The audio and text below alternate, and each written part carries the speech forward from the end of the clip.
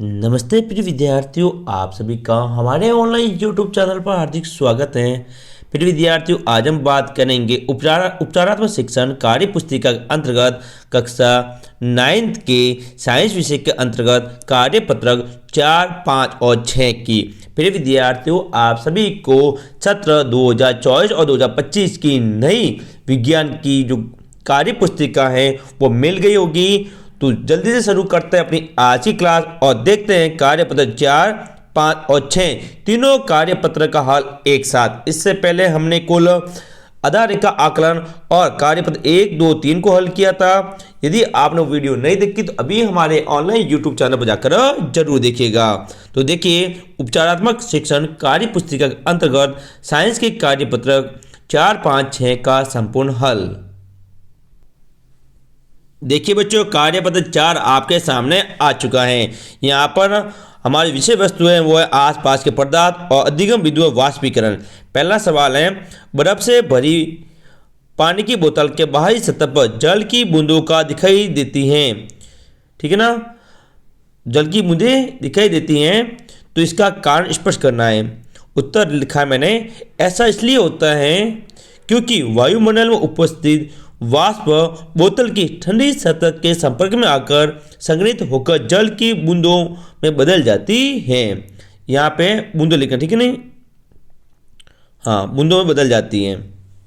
Question number 1 का उत्तर आप सभी के सामने है। सभी विद्यार्थी अच्छी तरह से इसको देखकर अपने कार्य पत्रक 4 में उतारें। यहाँ पे बूंदे करना, ठीक है बच्चों। दूसरा प्रश्न जो कि इंपॉर्टेंट कर लो, अर्धवार्षिक परीक्षा में आने वाला सवाल है, पदार्थ की कोई 2 विशेषताएं लिखिए। क्या लिखनी बच्चों? विशेषता यहाँ पर लिखनी है। तो पदार्थ जो होगा वो सूक्ष्म कणों से मिलकर बना है। पहले लिखना, पदार्थ सूक्ष्म कणों से यानी कि छोटे छोटे कणों से मिलकर बना होता है। देखिए, दूसरा पॉइंट है पदार्थ के कण। यहाँ पे कण है, पदार्थ के कण निरंतर गतिशील होते हैं, यानी क्या करते हैं? गति करते हैं। ये दूसरे का उत्तर है, पदार्थ के कण निरंतर गतिशील होते हैं और पदार्थ सूक्ष्म कणों से मिलकर बना होता है। दोनों पॉइंट 2 विशेषता पूछी गई हैं, तो अच्छी तरह से आप इसको लिखें।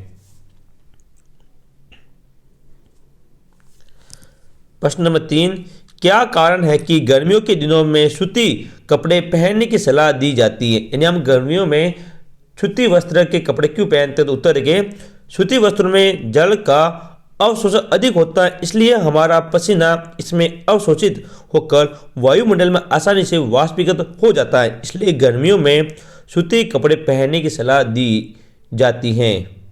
ठीक है ना, दी जाती, पीछे लिख देना, दी जाती है। बेटे विद्यार्थियों, यदि आप हमारे ऑनलाइन यूट्यूब चैनल पर नए हैं तो चैनल को सब्सक्राइब करके बेल आइकन को जरूर दबाएं, ताकि आपको गणित, विज्ञान और इंग्लिश के सारे जो वर्कशीट कार्य पत्रक वो मिल सके। हमने इंग्लिश के 3 वर्कशीट को हल करवाया, वर्कशीट 1, 2, 3 और बैचलर असाइनमेंट को भी हल कराया हुआ है। यदि आपने वीडियो नहीं देखा तो हमारे चैनल पर जाकर जरूर देखिएगा। क्वेश्चन नंबर 4 है, गुब्बारे का धूप में रखने पर वह फट जाता है, ऐसा किस कारण से होता है? स्पष्ट कीजिए। उत्तर है, देखिए, धूप की उच्च गर्मी गुब्बारे के अंदर की गैस को फैलाती है और गैस के अधिक फैलने से गुब्बारा फट जाता है। क्वेश्चन नंबर 5, दिए गए चित्र में 3 द्वारा अंकित भागों के नाम लिखने हैं कि क्या क्या दिया हुआ है। तो यहाँ पर देखें, सबसे ऊपर है बच्चों वो ये है, ये वो रुई का प्लग है, फिर उल्टी कीप है, ये जो ठोस ठोसी कट अमोनियम क्लोराइड, ये प्याली बनी हुई चीनी मिट्टी की प्याली, ये बर्नर है जहाँ से आग लग रही है, और इसके अंदर जो है ये है वाष्प है, किसकी है? अमोनियम क्लोराइड की वाष्प है। इसी प्रकार हमने 5 क्वेश्चन को हल किया और इसी क्वेश्चन के साथ हमारा कार्यपत्रक 4 समाप्त होता है बच्चों। अब बात करेंगे कार्यपत्रक 5 की। देखिए, कार्यपत्रक 5 आपके सामने है। यहाँ पर विषय वस्तु वही है, क्या हमारा आसपास के पदार्थ शुद्ध है। दूसरे पार्ट का ये कार्यपत्रक अधिगम बिंदु मिश्रण। पहला सवाल इंपॉर्टेंट है, वायुमंडल में वायु का संगठन वर्ताकार आरेख द्वारा प्रदर्शित कीजिए। यानी वायुमंडल में कौन कौन सी गैसें हैं वो बतानी है। तो सबसे अधिक है नाइट्रोजन गैस। कौन सी बच्चों? Nitrogen gas 78%। उसके बाद ऑक्सीजन गैस है 21%। और जो बाकी वाली गैस है वो अन्य गैसें हैं, जिसमें CO2 है, आर्गन है, वो आएगी। आप इस प्रकार एक व्रत बना के देखो, आप ऐसे व्रत भी बना सकते हैं। ऐसे व्रत बनाकर इस प्रकार से समझा सकते हो कि सर ये 78% नाइट्रोजन है, ठीक है ना, यहाँ पे ये 21% ऑक्सीजन है, ठीक है ना, CO2। इस प्रकार आपको इसको चित्र बनाना है, ठीक है ना। मैंने यहाँ पे चित्र बना लिया। अगला, मिश्रण की परिभाषा लिखिए। तो दो या दो से अधिक शुद्ध तत्वों या फिर यौगिकों के मिलने से क्या बनता है? मिश्रण बनता है। इंपॉर्टेंट करना, आदिवासी परीक्षा में ये सवाल पूछा जा सकता है। तीसरा सवाल, थर्ड क्वेश्चन, समांगी और विषमांगी मिश्रण की छटनी कीजिए। साथियों याद रखें, समांगी मिश्रण और विषमांगी मिश्रण की परिभाषा आप याद रखें। क्या याद रखें? परिभाषा, कि समांगी मिश्रण किसे कहते हैं और विषमांगी। समांगी के अंतर्गत दोनों जो पदार्थ होंगे आपस में पूर्ण रूप से मिल जाते हैं और विषमांगी मिलते नहीं हैं। देखिए उत्तर भी पता चलेगा आपको। समांगी मिश्रण होता है जल, चाय, शरबत और दूध, ये आपस में मिल जाते हैं। विषमांगी मिश्रण जैसे तेल और पानी का मिश्रण, ये आपस में मिलते नहीं हैं। और सर्पण है लोहे के चूर्ण का मिश्रण, ये भी विषमांगी मिश्रण है। तो दोनों को अच्छी तरह से याद कीजिएगा। नेक्स्ट क्वेश्चन नंबर 4, मिश्र धातु किसे कहते हैं? तो दो या दो से अधिक धातु या अधातु के मिलने से बनने वाली धातु क्या कहेंगे बच्चों? मिश्र धातु कहते हैं। क्वेश्चन नंबर 6, पित्तल किन वस्तुओं की मिश्र धातु है? तो बच्चों पित्तल है वो तांबा और जस्ता Cu और Zn की मिश्र धातु है।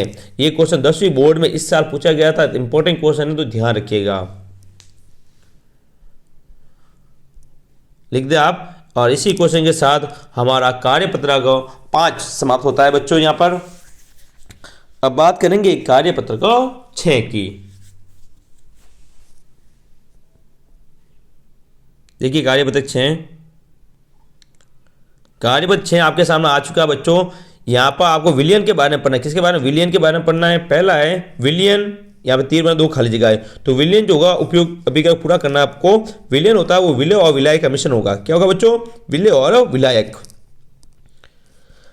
प्रश्न नंबर 2, टीचर आयोडीन विलियन में विलय और विलायक कौन है?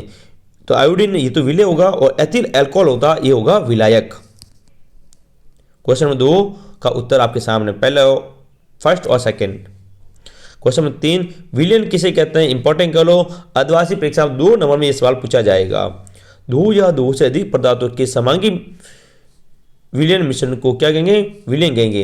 यानी ऐसा लिख सकते हैं आप, ये हटा दो, दो या दो से अधिक पदार्थों के समांगी मिश्रण को कैसा मिश्रण होगा? समांगी मिश्रण होगा, उसे क्या कहते हैं? विलियन कहते हैं। जल्दी आप लिखें बच्चों।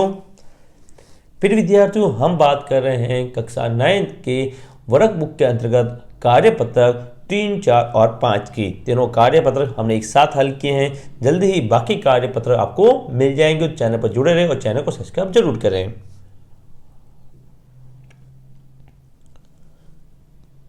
आगे चलते हैं क्वेश्चन नंबर 4, जो कि वेरी इंपॉर्टेंट है, जो कि आपके बुक्स का क्वेश्चन है बच्चों। आपकी किताब में आया हुआ ये सवाल देखिए। एक विलियन के 320 ग्राम विलायक जल में 40 ग्राम साधारण नमक विलय हैं। विलयन की सांद्रता परिकलन कीजिए। यानी विलयन की सांद्रता ज्ञात करनी है। तो विलयन की सांद्रता ज्ञात करने का सूत्र है बच्चों, विलय बटा विलयन इंटू 100। तो विलय कितना है? विलय तो कितना है बच्चों? 40। और विलयन कितना है? तो देखो 320 तो विलायक है और 40 है विलय। तो विलयन होता है दोनों का योग। क्या कर रहा है? दोनों का योग। तो यहाँ पर कुल विलयन देखो हमने जोड़ा है 320 ग्राम प्लस 40 ग्राम। तो कुल विलयन कितना हो गया? 360 ग्राम। अतः विलयन की सांद्रता, विलय 40, विलयन है 360 बटा 100। 0 से 0 कट गया, इसमें भाग दिया हमने। 4 का भाग 4 में 1 बार और 36 में 9 बार। 1 का गुणा 100 से क्या किया है? 100 बटा 9। 9 का भाग दिया, कितनी उतरी? 11.1%। इंपॉर्टेंट क्वेश्चन है और अच्छी तरह से आप सभी विद्यार्थी इसको उतारें।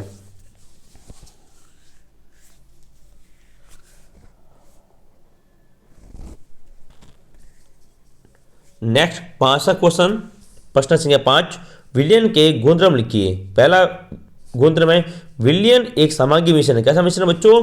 समांगी मिश्रण होता है।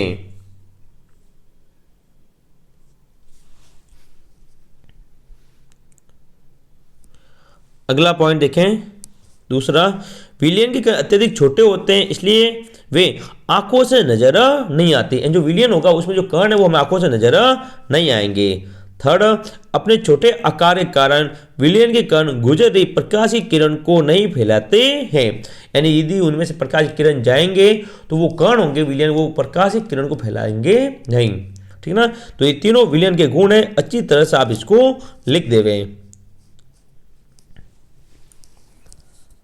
और इसी क्वेश्चन के साथ हमारा कार्यपत्रक 6 समाप्त होता है बच्चों।